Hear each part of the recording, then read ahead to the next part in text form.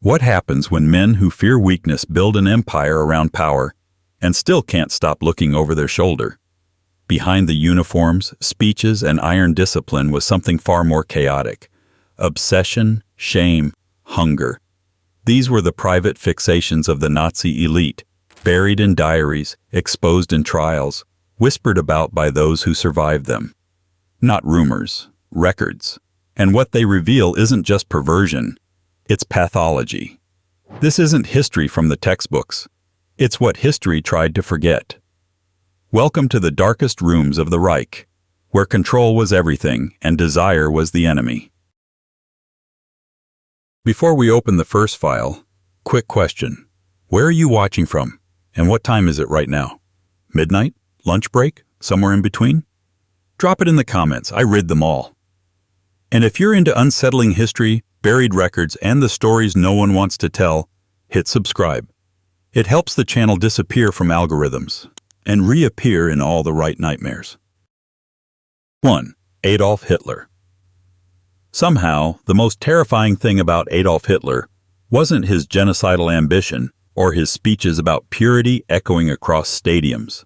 It was what he didn't say. The private man, so obsessed with order, control, and Aryan aesthetics, was a closed circuit of repressed urges and ritualistic behaviors. According to his physician, Dr. Theodor Morell, Hitler's body was a pharmaceutical battlefield. And according to some of the women close to him, particularly those who didn't survive the relationship, his sexuality was a vacuum, anti-erotic, controlling, and laced with something darker. Several accounts, notably from confidants of Eva Braun and his earlier companion Gaily Raubal, suggest that Hitler's approach to intimacy wasn't so much puritanical as it was pathologically removed. His relationships involved avoidance, surveillance, and occasionally unsettling power dynamics. Whispers of voyeurism, emotional sadism, and even scatological fixation emerged from post-war intelligence files, many written off at the time as propaganda. But like most myths that survive the fire, they had roots. There's something chilling about a man who preached life, order, and fertility but lived in a fortress of sterility and control, almost as if denying himself pleasure gave him permission to destroy it in others. And if repression was his fuel, the man in his shadow, Heinrich Himmler, was the engine built to run on it. 2. Heinrich Himmler. Heinrich Himmler looked like a librarian. Thin-rimmed glasses, bird-like frame, soft voice, he could have passed for a man who filed overdue books.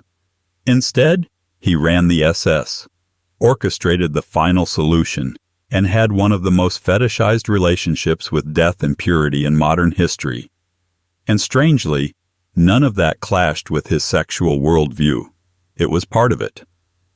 Himmler was obsessed with ritual. In his mind, sex was sacred when properly racialized, sterilized, and scheduled. He promoted state-sponsored breeding programs through the Lebensborn Project, where racially pure women were paired with SS officers for ritualized conception. It wasn't just eugenics, it was eugenic ceremony. To Himmler, sex wasn't an act between two people. It was a transaction with ideology, an offering to the future. Despite this, he was prude to the point of dysfunction. He censored anything remotely sensual from SS literature. He viewed masturbation as a threat to national vigor. He once declared that a German soldier who contracted an STD had committed treason. Yet behind closed doors, his private letters suggested an almost erotic worship of chastity, submission, and racialized femininity. Feminine only when properly categorized, of course. A man terrified of impurity who designed an empire on bloodlines. But his polished psychodrama was nothing compared to Hermann Göring, a man who turned his perversions into performance art. By the way, pause for a second. Where in the world are you watching from? And what time is it on your end? Middle of the night?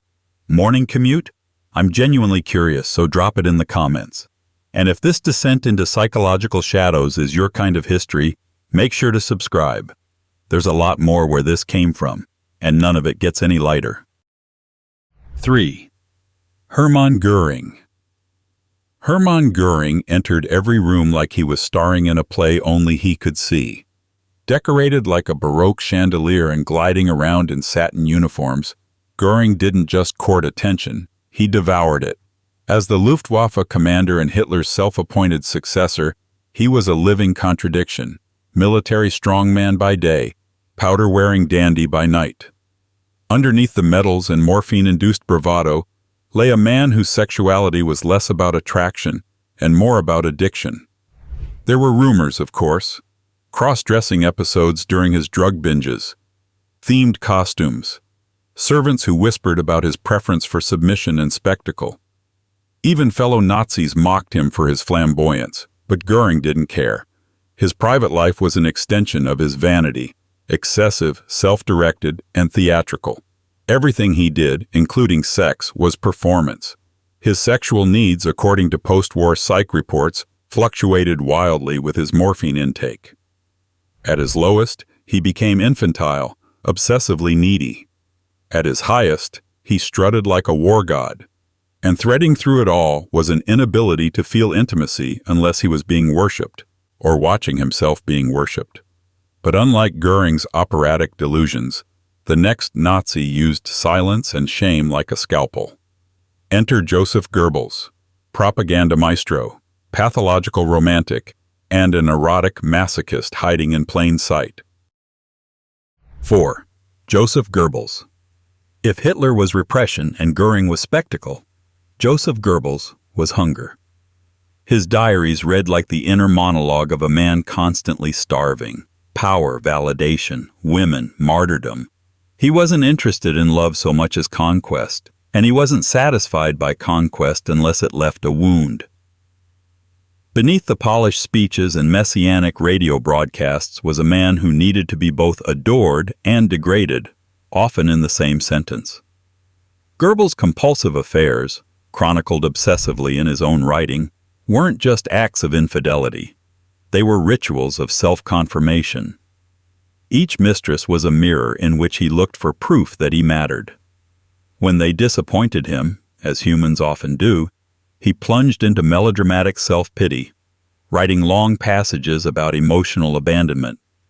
Some of these writings verge on romantic masochism, complete with pleas for punishment, humiliation, and absolution through pain. It's as if Goebbels didn't feel real unless he was being undone by the thing he most desired. His longing was never erotic in the traditional sense. It was theatrical, needy, and deliberately unsatisfied. Desire was a campaign, and like all his campaigns, it needed an audience, even if the audience was just his own reflection. But where Goebbels orchestrated desire as drama, Rudolf Hess transformed it into delusion, an erotic pathology built not on pleasure, but on punishment. 5. Rudolf Hess. Rudolf Hess never looked entirely awake. A pale man with a stiff posture and a perpetually distant gaze, Hess radiated the energy of someone permanently elsewhere, caught between mysticism and military protocol, between servitude and self-flagellation. To understand his strange inner world, you don't need scandalous reports or salacious testimony. You only need to read his notes. They're filled with references to purity, control, illness, and a deep-seated sense of unworthiness. Hess didn't desire intimacy. He feared it, and then he punished himself for fearing it. Psychiatrists who interviewed him post-war noted an almost monastic withdrawal from emotional and physical expression. He showed signs of obsessive-compulsive behavior, fixating on personal cleanliness, moral contamination, and what he perceived as impure thoughts.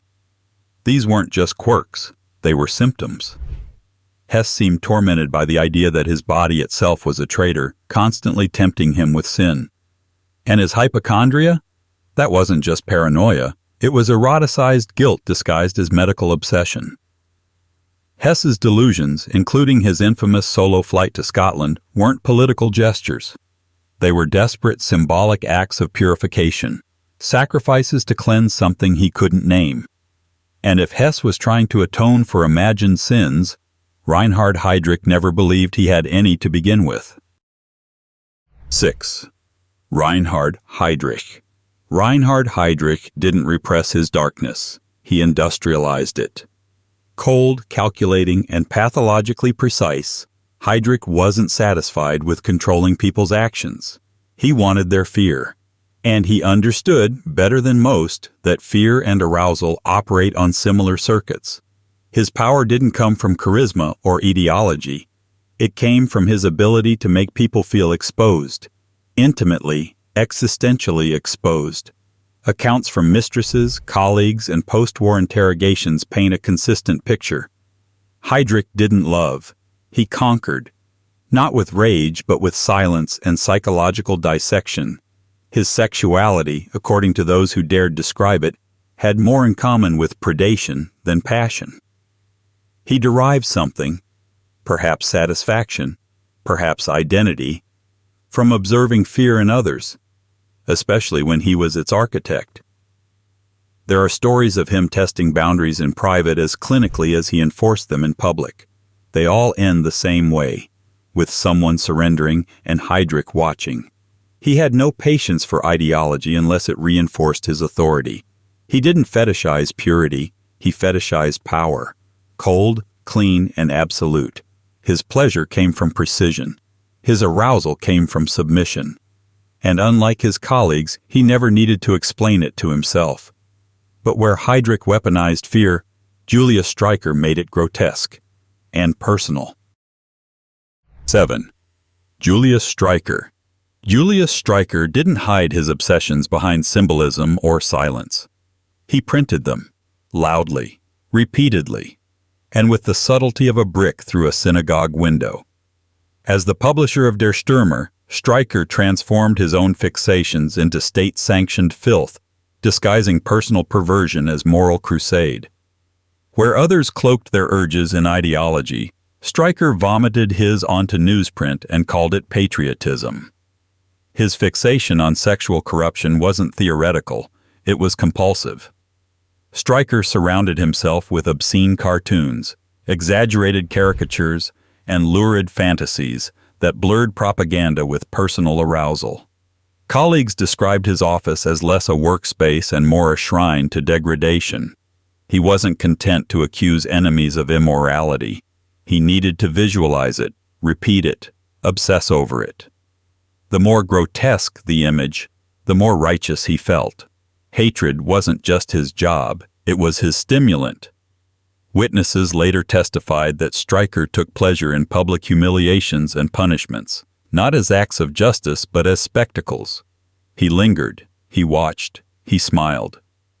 His cruelty wasn't cold like Heydrich's, it was gleeful, juvenile, and disturbingly intimate. Streicher didn't want obedience. He wanted disgust, preferably shared.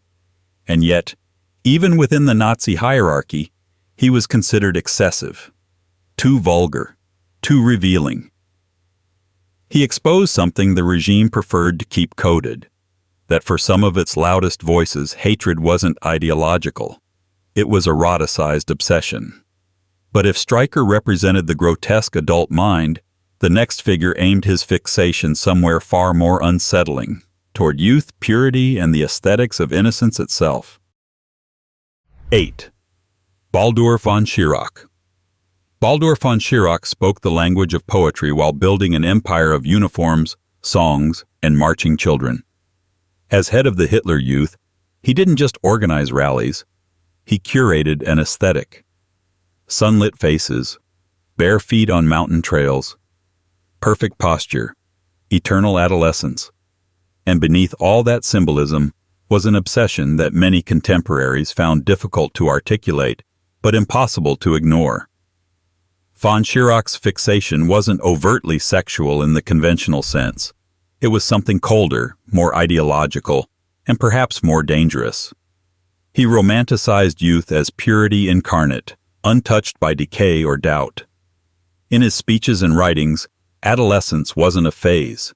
It was a sacred state, a resource, something to be shaped, preserved, and worshipped. His admiration lingered too long, his descriptions drifted too far into reverence. The line between ideological devotion and personal fixation quietly dissolved. Those who worked close to him later recalled an unsettling emotional intimacy with the youth he oversaw, not in action but in gaze, tone, and symbolic ownership. He saw himself as both sculptor and guardian, protector and possessor. Youth wasn't meant to grow away from him. It was meant to grow into the Reich. Through him. Unlike Streicher's crude indulgence, von Schirach's pathology wore a halo. It smiled. It sang. And it taught children that obedience was beautiful. But the man who comes next had no interest in symbolism or innocence. Otto Skorzeny didn't aestheticize power. He enforced it with brute presence and personal mythology. 9. Otto Skorzeny. Otto Skorzeny built his identity like a weapon, heavy, intimidating, and meant to be admired from a distance. Scarred face, towering build, commandos, daring raids. He cultivated the image of a man who took what he wanted because he could. And according to those who knew him personally, that philosophy didn't stop on the battlefield. Skorzeny relished dominance, not just in combat, but in conversation, relationships, and reputation. He bragged constantly, inflated his exploits, and surrounded himself with admirers who reinforced his self-image as an untouchable alpha figure. His sexuality, described by post-war interviewees and associates, mirrored this posture. It wasn't romantic. It wasn't mutual. It was performative control. He needed to feel overwhelming. Desired because resistance was pointless. Unlike Göring's theatrical excess or Goebbels' emotional hunger, Skorzeny's fixation was blunt. He believed power itself was attractive, and anyone who didn't respond accordingly simply hadn't been convinced yet.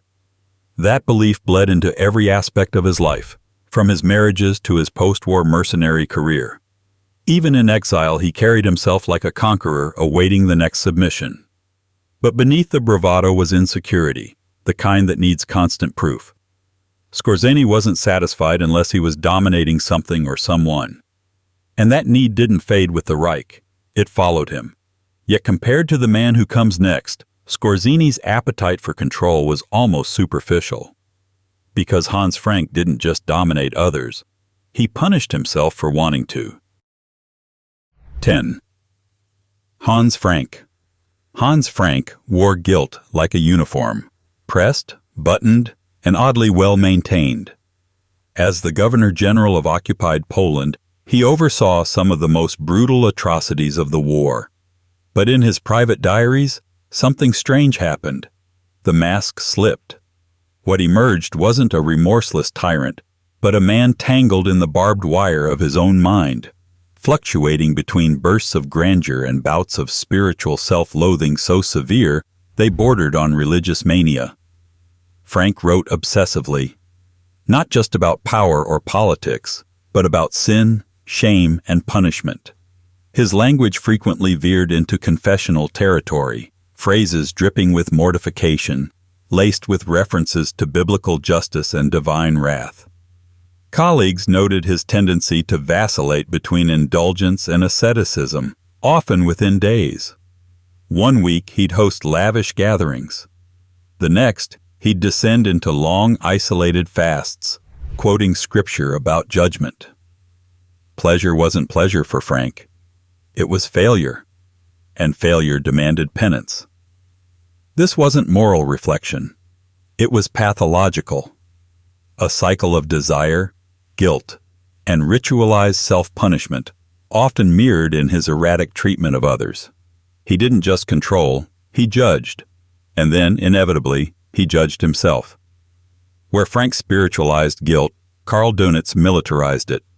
His world was obedience, and obedience was ecstasy. 11. Karl Dönitz. Karl Dönitz looked like a naval officer from central casting, sharp, orderly, and buried in protocol. But behind the formal exterior was a man whose sense of loyalty bordered on fetish. For Dönitz, hierarchy wasn't just a system. It was a sacred geometry. Submission wasn't weakness. It was elegance. He eroticized discipline the way others romanticize rebellion. His speeches to U-boat crews read like love letters to obedience, praising sacrifice, praising hierarchy, praising the dissolving of individual will into national purpose. When questioned post-war about his absolute faith in Hitler, even as the war collapsed, he didn't flinch. Obedience, he said, was the point. And his letters reveal more than political loyalty. They suggest a deep psychological need for structure, command, and moral delegation. Former associates noted his discomfort with unregulated emotion, improvisation, or deviation from rank. This extended into his personal life, where his behavior often mimicked military protocol. Some historians have interpreted this not just as personality, but as sublimation. His desires were too dangerous to be expressed freely, so he turned them into rituals of control. If Dönitz made obedience into art, Albert Speer made detachment into design. Cold, brilliant, and eerily mechanical, Speer didn't need to feel. He just needed to function. 12. Albert Speer.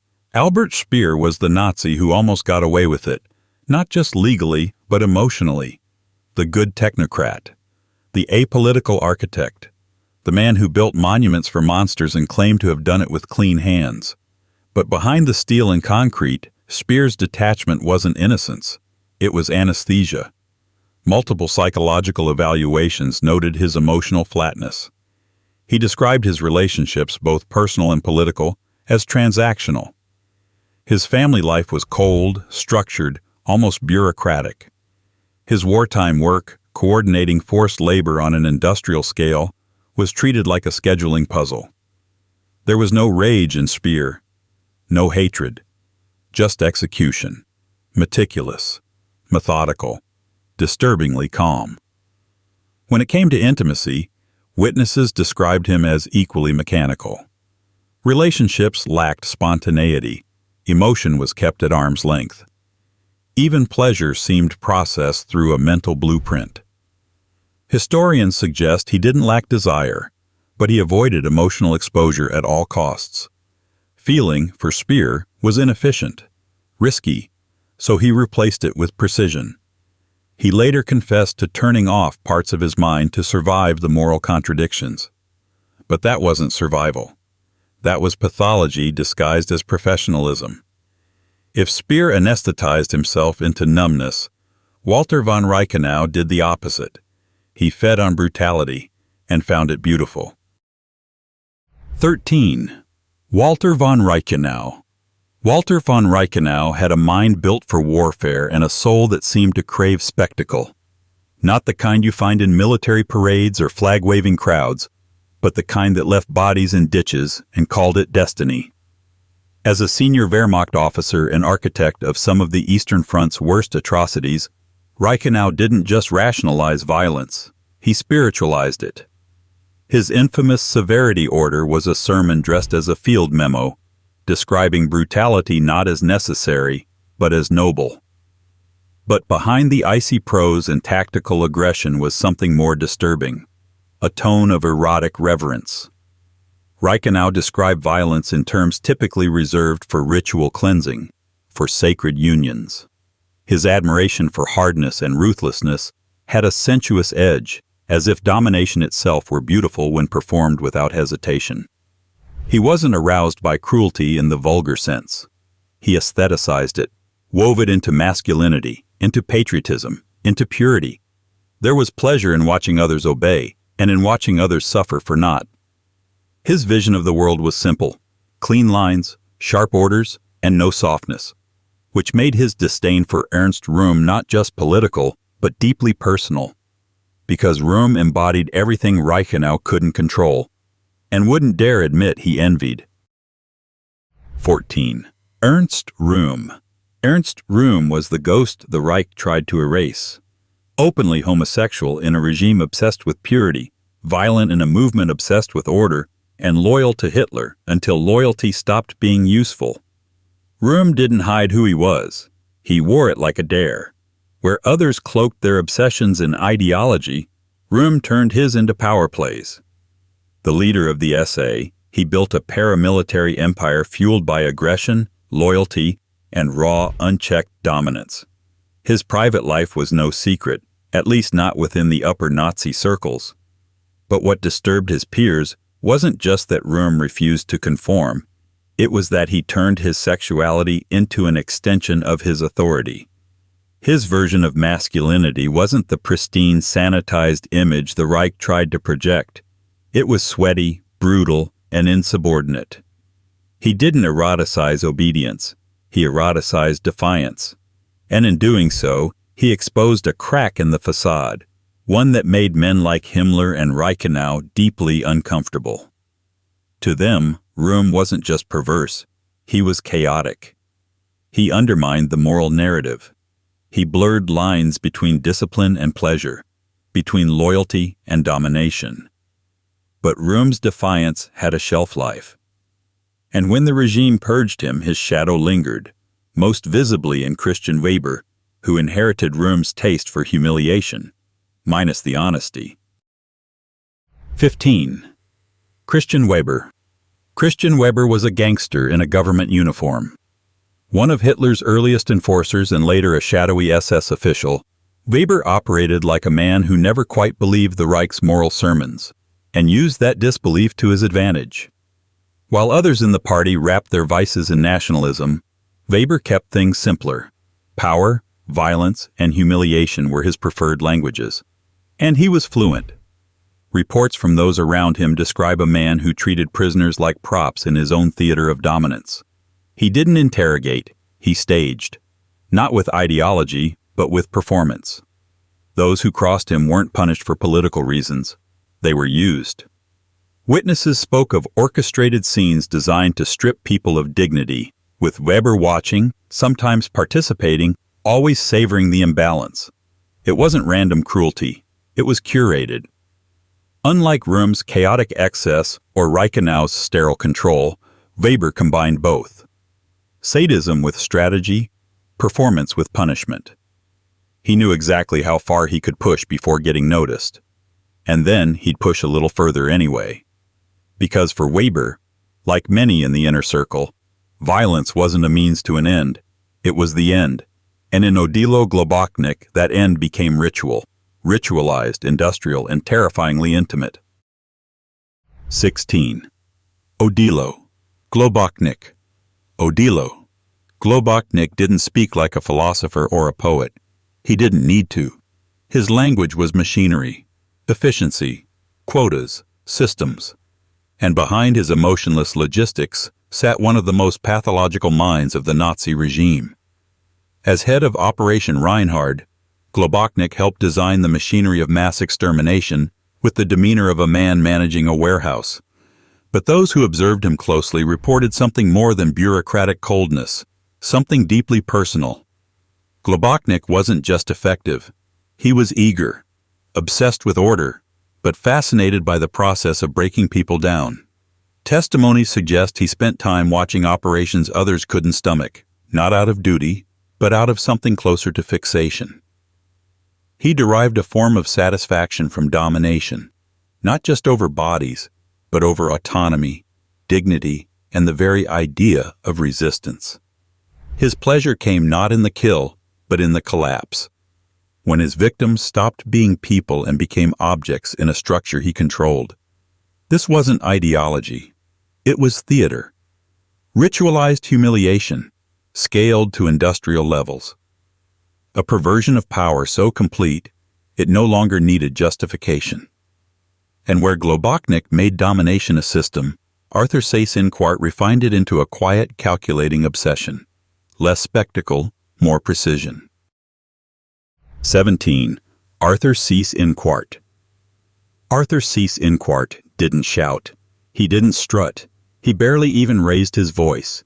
He didn't need to. His power came from detachment, the kind of detachment that lets a man sign off on death sentences while adjusting his cufflinks.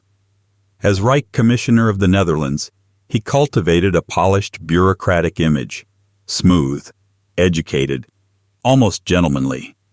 But behind that exterior was a man whose sense of control veered into something colder, something more private. Seyss-Inquart's personal writings and behavior suggest a psychology marked by emotional distance and domination. Those close to him described a man who lacked warmth, yet exuded a need to manipulate the emotional temperature in every room. He wasn't interested in chaos or brutality for its own sake. He wanted submission, quiet, clean, unresisting. His cruelty was structured, always appearing lawful, always wrapped in paperwork, always technically within regulation. But it wasn't moral blindness. It was moral indifference, wrapped in the illusion of reason. There was a dark elegance in how he handled others, never visibly angry, never out of control, but always pulling strings. Emotional sadism without spectacle. Where Seyss-Inquart preferred his control surgical, Wilhelm Reich preferred his obsession cosmic, driven not by cruelty, but by orgasmic energy he claimed could save the world. 18. Wilhelm Reich. Wilhelm Reich was the Reich's most ironic ghost, because he wasn't truly part of the Nazi regime, and yet he stood adjacent to its psychic rot like an uninvited oracle with a stethoscope. Once a student of Freud, later a fringe scientist, Reich's journey from revolutionary psychiatrist to sexual mystic reads like a fever dream. But what makes his inclusion chilling isn't that he fled the Nazis. It's how closely his theories mirrored their pathology in reverse. Reich believed that sexual repression was the root of authoritarianism, so naturally he became obsessed with releasing it. Through orgone energy, through bizarre machines, through ritualistic theories of liberation. But for all his claims of healing, Reich's own behaviors grew increasingly compulsive.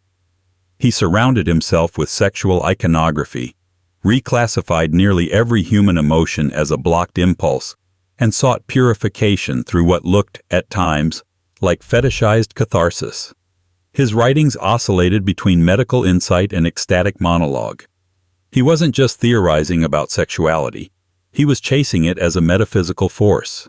He tried to mechanize desire, and in doing so, he ended up mimicking the very authoritarian systems he claimed to despise. Only this time, the altar was orgasmic, and the dogma was cosmic. Fritz Todt, by contrast, kept his obsessions grounded in steel, infrastructure, and the erotic promise of national productivity. 19. Fritz Todt. Fritz Todt didn't wear his ideology on his sleeve. He wore blueprints, engineering specs, and performance metrics. As Hitler's chief architect of the Autobahn and the Nazi war machine's infrastructure, Todt saw himself less as a political figure and more as the engineer of destiny. But behind the concrete and calculations was a man who eroticized order, not just as a technical achievement, but as a form of control over people, bodies, and behavior. Todt's personal relationships, as described by his contemporaries, were marked by dependency, uneven power, and a peculiar emotional possessiveness. He was drawn to women who reflected his ideals, efficient, poised, productive, and those same women later described him as intensely controlling. There was a strange intimacy between his architectural vision and his personal life. He didn't want to be loved. He wanted to be obeyed, admired, and needed. Emotional connection was tolerated only if it reinforced his self-mythology. To Todt, creation wasn't a purely external act. It was a dominance fantasy. Bridges, highways, and factories doubling as extensions of self. Productivity, when harnessed properly, became erotic, not in the bedroom but in the command center. And if Todt worshipped steel and structure, Dietrich Eckart worshipped something murkier, sex, spirit, and the seductive fusion of myth and madness. 20. Dietrich Eckart. Dietrich Eckart wasn't just a Nazi ideologue. He was the movement's mystic. A failed playwright turned nationalist prophet, Eckart viewed politics not as a science but as alchemy, a mixture of blood, soil, symbols, and sex. He saw the German soul as something endangered, corrupted, and, most tellingly, seducible. And in his poetry and speeches, that seduction was often coded in erotic terms. Eckart believed Germany had been violated by modernity, by foreign influence, by moral decay. But this wasn't just rhetoric, it was projection. He infused his ideology with spiritual longing and sexual allegory, treating purification as an almost romantic process. His own obsessions blended Catholic guilt, pagan desire, and theatrical masculine identity into something nearly operatic. He was the kind of man who could make nationalism sound like heartbreak and hatred sound like a love poem gone wrong. To him, the feminine was both sacred and dangerous, a force to be revered, feared, and, if necessary, conquered in the name of purity. He eroticized redemption, mythologized dominance, and taught Hitler that words were weapons, especially when laced with moral intoxication. Where Eckart's mysticism spiritualized desire, Hans Lammer's preferred something more mundane: silence, shame, and the slow-burn hunger of a voyeur in a world of uniforms. 21. Hans Lammers. Hans Lammers was not a man who courted attention. As head of the Reich Chancellery, he operated from the shadows, quiet, deliberate, and almost pathologically reserved. But in the inner circles of Nazi power, silence could be more revealing than rhetoric. Lammers didn't need to shout. He watched. He listened. And those who worked around him began to notice. His interest in control wasn't strictly political. Accounts from secretaries and aides suggest that Lammers exerted a peculiar, invasive kind of authority. He demanded obedience not through anger or ideology, but through subtle emotional manipulation. Praise was rare, criticism quieter still, and yet people found themselves constantly adjusting around him, as if merely being observed by Lammers was enough to make one feel exposed. Some described his presence as probing, others as claustrophobic. He rarely initiated but never missed a reaction. The portrait that emerges isn't overtly deviant. It's more unsettling than that. Lammers fetishized passivity, discipline, and surveillance. He liked things still, controlled, predictable, and he inserted himself into private spaces through forms, permissions, and unseen authority. His gaze never left the room, and neither apparently did his fascination with obedience, something Gottlob Berger would take to its horrifying biological extreme. 22. Gottlob. Berger. Gottlob. Berger wasn't just a high-ranking SS officer, he was a recruiter, a manager of bodies. His job was to fill ranks, arrange transfers, and oversee the flow of manpower like a human supply chain. But beneath the spreadsheets of war, Berger's letters and records expose a mind that didn't just operationalize people, he fetishized their function. In particular, he was obsessed with forced reproduction. Not as a clinical policy, but as something closer to a personal fixation. Berger's correspondence often took strange detours into language that combined racial purity, military duty, and sexual obligation. He described breeding not in abstract ideological terms, but in disturbingly intimate ones. His interest in Lebensborn programs, the state-sponsored efforts to produce racially valuable children, went beyond logistics. He spoke of them in strangely reverent tones, as if sexual selection were a divine ritual in which he was both officiant and architect. It wasn't merely eugenics. It was a fantasy of creation through control, power expressed through bloodlines, through calculated unions, through forced lineage. Berger didn't just want obedience from the present, he wanted ownership of the future. But if Berger saw biology as destiny, Erich Koch saw pain as performance, and he turned cruelty into a deeply personal expression of control. 23. Erich Koch. Erich Koch walked through the territories he governed, East Prussia, Ukraine, like a man inspecting a broken machine. But he wasn't looking for ways to fix it. He was looking for ways to make it scream. Known for his extraordinary brutality, Koch didn't hide behind bureaucracy. He embraced it. He dressed cruelty in uniforms, framed it in patriotism, and then delivered it with an intensity that unsettled even other Nazis. Witnesses described him as a man who took pleasure in domination, not just in the abstract, but in the daily rituals of control. The terror he imposed wasn't strategic, it was compulsive. He demanded not just order, but emotional submission. Punishment wasn't meant to correct, it was meant to collapse. He wanted to watch people break. Private files and staff testimonies suggest he exerted the same kind of control in his personal life. He displayed a cold possessiveness, an inability to see boundaries except as things to be violated. And through it all ran a vein of gratification, not flamboyant, not dramatic, but sustained, as if power itself was a slow, private pleasure. Yet even Koch's cruelty had limits. Alfred Rosenberg, the regime's high priest of ideology, didn't need action at all. He built a world where repression was the ultimate form of devotion. 24. Alfred Rosenberg. Alfred Rosenberg was the Nazi regime's theologian. If theology can be built on ashes and silence. He didn't command armies or sign death orders. He wrote, he philosophized, and he dreamed of a world stripped clean of impurity, driven by a morality so rigid it suffocated anything human. Rosenberg believed in a kind of sacred emptiness, a world where sexuality, spontaneity, and emotion were sterilized into ideological clarity. His writings rarely mentioned sex directly, but they didn't have to. Everything about Rosenberg's worldview reeked of repression, purity fetishized, deviation condemned, and desire reframed as spiritual betrayal.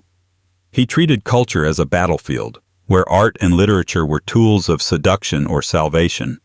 His idea of beauty was frozen, untouchable, almost asexual in its severity, and yet the intensity of his devotion to purity hints at something deeper, a fear, a longing, a compulsive need to suppress what he could not reconcile within himself. Rosenberg didn't seek pleasure. He sought stillness, control, a kind of ideological celibacy where even imagination had to pass inspection. And yet, for all his frozen detachment, Josef Mengele would take that same desire for purity and transform it into fascination, experimentation, and voyeurism masquerading as science. 25. Josef Mengele. Josef Mengele didn't look like a monster. That was part of the problem. With polished boots and a soft voice, he stepped through the gates of Auschwitz not as a brute, but as a curator of suffering, selecting, observing, recording. His crimes have been documented endlessly, but what often slips between the lines is the particular coldness of his curiosity. He wasn't driven by rage, he was driven by interest. And that interest, by many accounts, had a disturbingly erotic undertone. Mengele's obsession with twins, physical anomalies, and bodily symmetry wasn't purely scientific. It was visual, aesthetic. He sought patterns, repetitions, and mirrored bodies, often through procedures so controlled and intimate they read more like fixations than research. Colleagues described his gaze as lingering, calculated. He didn't just analyze, he lingered, he watched. He noted reactions not just to stimuli, but to fear, to vulnerability, to control. Power was his lens. And when that power could be disguised as science, it became all the more intoxicating. He wasn't seeking knowledge. He was performing dominion. Ritualized, measured, disturbingly composed. And perhaps that's what all 25 of these men shared. A fear of intimacy so profound, they replaced it with control. Not because they lacked desire, but because they feared what desire revealed.